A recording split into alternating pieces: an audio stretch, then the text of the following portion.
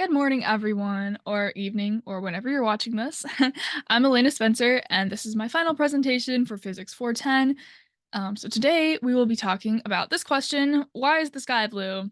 Well, I feel like a lot of people ask this as a rhetorical question. They'll say, why is the sky blue? Because it is. It's blue. We're supposed to just accept that. But luckily, physics does have a real answer for us, and that is this phenomenon known as Rayleigh scattering. So I chose this topic because I've definitely heard of it before, this class, just in an optical sense, but I wasn't really sure about the electromagnetic theory component. So I've learned about that now. I'm going to share it with you today. This is super interesting to me because it's something we experience every day. We see the sky, it's blue. About to learn why.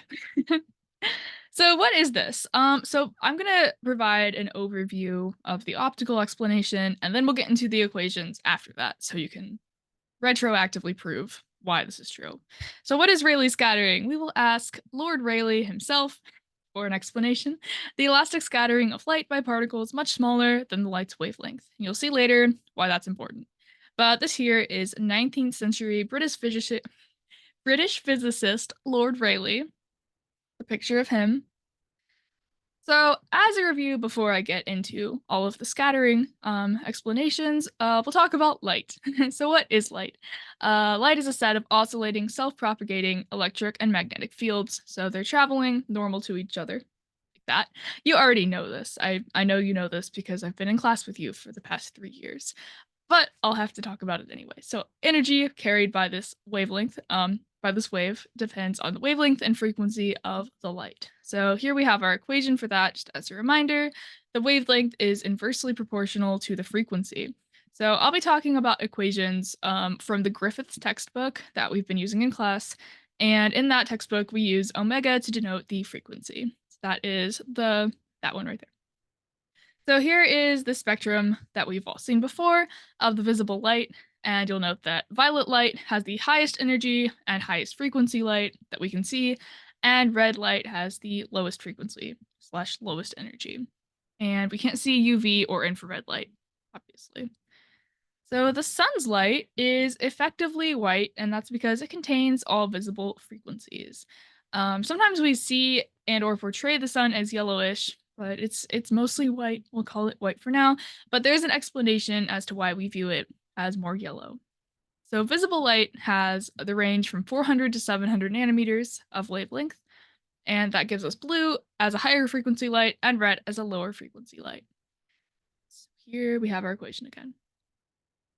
So, when white light from the sun reaches our atmosphere, it is intercepted by nitrogen and oxygen molecules. So, our atmosphere is about 78% nitrogen, 21% oxygen, which we breathe, so that's a good thing. It also has a lot of other stuff just sitting there, like water droplets and dust, pollution, a lot of that. But mostly it's nitrogen and oxygen, and these are relatively small molecules. So we also have this diagram here is just showing that the atmosphere is denser near the Earth's surface, which is relevant later.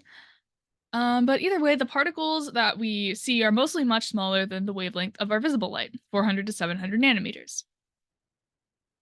So in Rayleigh scattering, and I'll prove why this is true, the separation and the size of the particles allows for elastic scattering of the light waves. So in elastic scattering, the wavelength and energy of the light being scattered is not changed. So yeah, it's basically conserved. To have this happen, the particle size has to be about 1/10 or less the size of the light's wavelength. So our sky, despite being filled with a clear atmosphere, experiences this scattering, and so we see it as having a color. What is that color? Surprise! The sky is blue. Wow, amazing. So yeah, that is Rayleigh scattering, elastic scattering of these light waves. But why do we see it as blue? So the scattering effect dictates that higher energy light will be scattered most dramatically, and I'll show you that in an equation soon. We'll talk about why that's true. However, the human eye cannot detect the highest frequency light the sun emits, such as UV light, and violet light even is really hard for humans to see. It's not as prominent in the scattering because we just don't see it as much. And so we get prominently blue scattered light in the sky. Here is a schematic basically explaining how how that works. So here's our light source. In this case, it's the sun, a source of white light, and we have all these particles that it interacts with. And most of this blue light is going to be scattered at some point because we reach the atmosphere, keeps going through. Blue light will gradually be scattered out. So you'll see it bounces off in all directions depending on which way the particle is oscillating. I'll explain later. And we do see red light and other longer wavelengths being transmitted through the atmosphere. Um, well, this is really, really dramatic because we do see white light from the sun. Okay, so why does the scattering even occur? Let's discuss radiation. And for this explanation and the equations, I'll be using Griffiths, the textbook by David J. Griffiths, and specifically chapter 11. So here's David J. Griffiths, in case anyone wondered, that's what he looks like. So radiation is basically when accelerating charges fields irreversibly transport energy out to infinity. So radiation, you've heard of that before. There's a specific kind called electric dipole radiation, which is directly what causes Rayleigh scattering. So I'll get into that in a second. So for radiation in general, we use the Poynting vector, which we've heard of before. That is a measure of the of the energy flux density.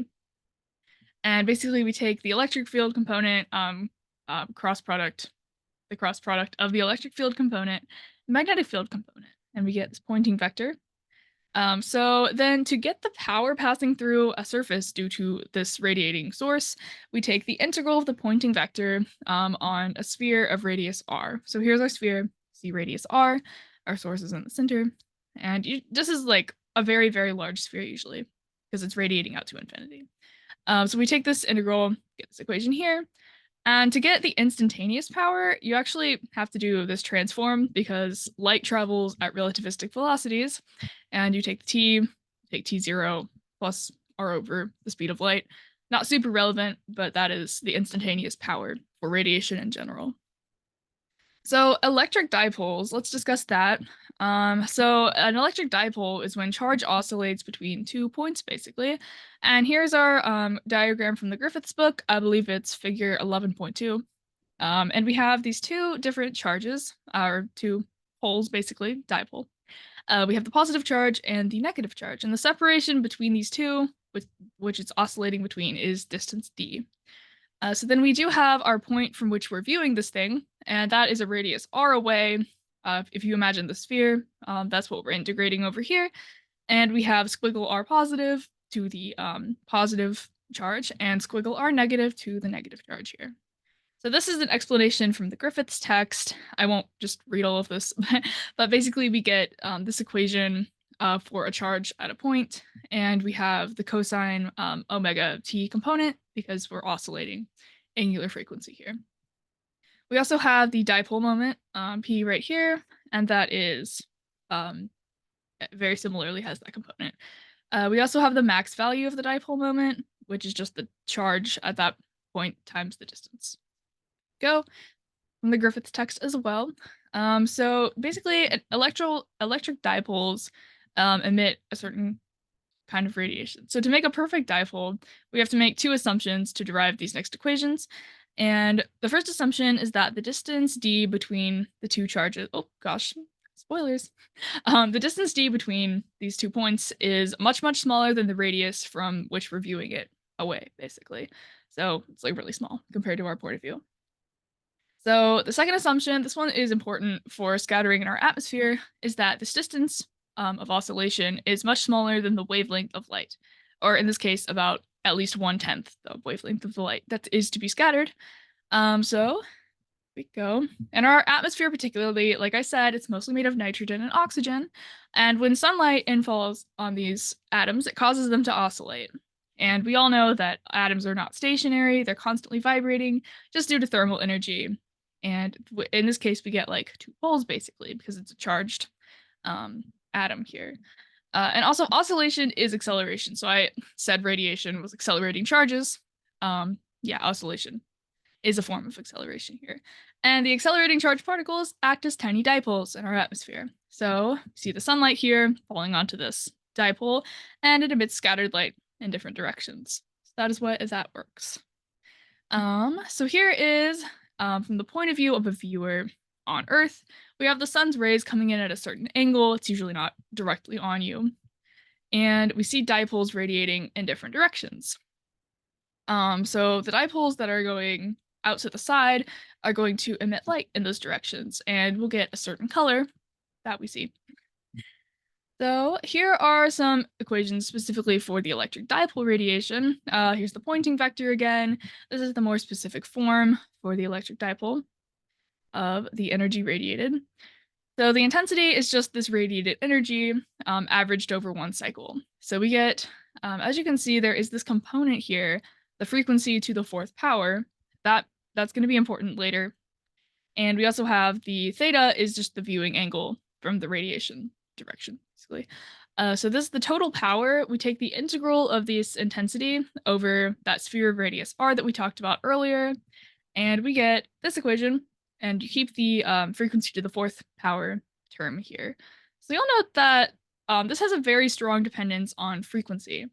So that means the power of a certain wavelength is going to be highly dependent on its frequency, how much it's radiating.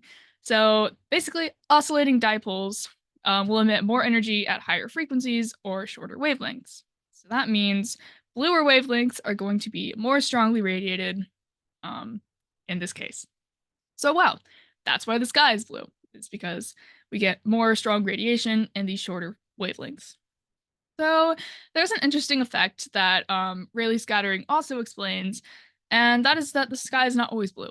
And sometimes it's red, like at sunset, and sometimes it's more white.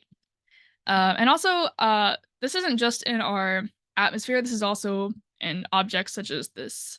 I'm not sure what material this is, but sometimes things like glass will be appearing blue. It's because the scattering is occurring inside, and then interestingly enough, you will see like this red reflection in the shadowed region. So what's that about?